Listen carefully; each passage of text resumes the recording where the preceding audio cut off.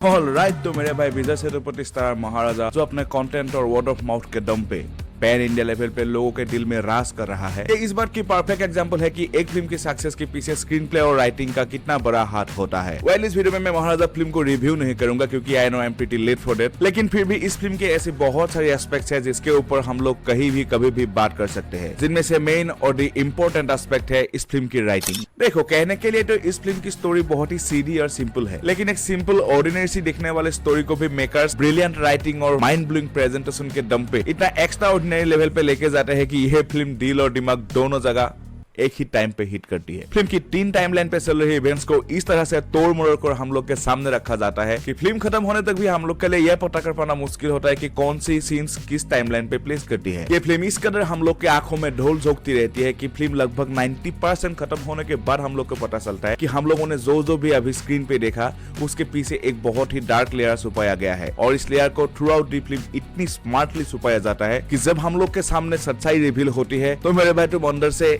हिल जाओगे। तो यस, शायद से यही होता है नेक्स्ट लेवल क्लाइमैक्स और नेक्स्ट लेवल राइटिंग। फिल्म की स्टार्टिंग से लेकर क्लाइमैक्स तक की जर्नी में हम लोग के सामने कुछ ऐसे मोमेंट्स क्रिएट किया जाता है और कुछ ऐसी डिटेल्स रख दिया जाता है जिससे कि हम लोग को लगता है कि जो हमें दिखाया जा रहा है वही सच है। फिल्म की स्टार्टिंग में ही हमें महाराजा कैरेक्टर के ऊपर थोड़ा डाउट तो होता है कि आखिरकार सिर्फ एक कचरे का डब्बा चोरी होने से एक बंदा इतना ओवर रिएक्ट क्यों कर रहा है, लेकिन पुलिस स्टेशन के फनी सीन्स, महाराजा के पुलिस वालों के साथ की मूवमेंट और महाराजा और उसके बेटी की लक्ष्मी के साथ की इमोशनल मूवमेंट से कनेक्ट करते करते हम लोग ये क्वेश्चन भूल ही जाते हैं। और साथ ही पुलिस स्टेशन में महाराजा के कुछ न कुछ बहाने से सभी पुलिस वालों के पीठ को सुपर देखने वाली डिटेल को हम देखकर भी अनदेखा कर देते हैं। फिर हमसे सेल्वम के कैरेक्टर को इंट्रोड्यूस करवा के उसके घर में महाराजा के घर से चोरी किया हुआ वही कचरे का डब्बा लक्ष्मी को रखकर और साथ ही सेल्वम के चोरी करने की स्टाइल को थोड़ा स्मार्टली प्रेजेंट करके हम लोग को ये काइंड ऑफ यकीन दिलाया जाता है कि ये सभी इवेंट्स एक ही टाइमलाइन पे कंसिस्टेंटली चल रहे हैं। फिर हम अनुराग कश्यप के सेल्वम के कैरेक्टर के साथ इतना बिजी हो जाते हैं कि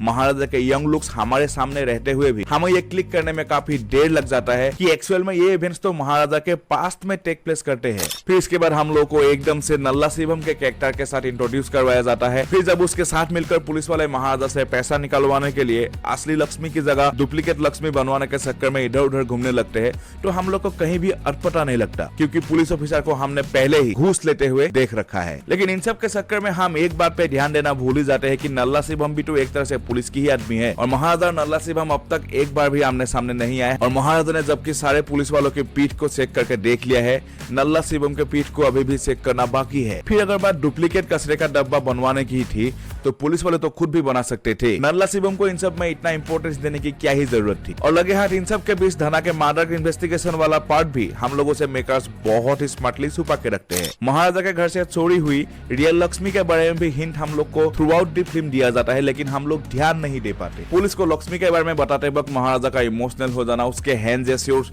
साथ ही साथ वही पुराने लक्ष्मी को ढूंढ के लाने की जिद करना, इन सब के थ्रू मेकर्स हमें कई बार हिंट देते रहते हैं कि रियल लक्ष्मी एक्चुअली में कोई कचरे का डब्बा नहीं है, एक्चुअल मामला तो कोई और ही है। और एक्चुअली में देखा जाए तो हमारी भारतीय संस्कृति में बेटियों को माता लक्ष्मी की तरह ही पूजा जाता है। लेकिन इन सब डॉट्स को कनेक्ट करने से पहले ही फिल्म का ह्यूमर अपना काम कर देता है और फिल्म को लेकर हमारी सोच और एक्सपेक्टेशंस को दूसरी दिशा में मोड़ देते हैं। और फिल्म के एंड आते हम लोग को मालूम चलता है कि भाई एक्चुअल काम तो हम लोग के साथ हो गया। हम लोग जितनी लाइटली इस फिल्म को ले रहे थे ये फिल्म एक्चुअल में उतनी ही डीप चली जाती है। तो वेल, अगर तुमने अभी तक इस फिल्म को नहीं देखा है तो I highly suggest you to watch this film. Indian cinema की क्रिएटिविटी, पोटेंशियलिटी और रिचनेस इस फिल्म के थ्रू तुमको एक्सपीरियंस करने को मिलेगा। और साथ ही में अगर तुमने फिल्म देख रखा है तो मेरे कहे गए किन किन बातों से तुम एग्री या डिसएग्री करते हो नीचे कमेंट में बताना जरूर। तुम लोग की ये छोटी छोटी फीडबैक्स मेरे कंटेंट को इंप्रूव करने के लिए बहुत मायने रखते हैं। तो ये अगर वीडियो पसंद आया हो तो एक लाइक जरूर करके जाना। मैं मिलता हूँ तुम लोगों से नेक्स्ट वीडियो में, तब तक के लिए यू सब्सक्राइब।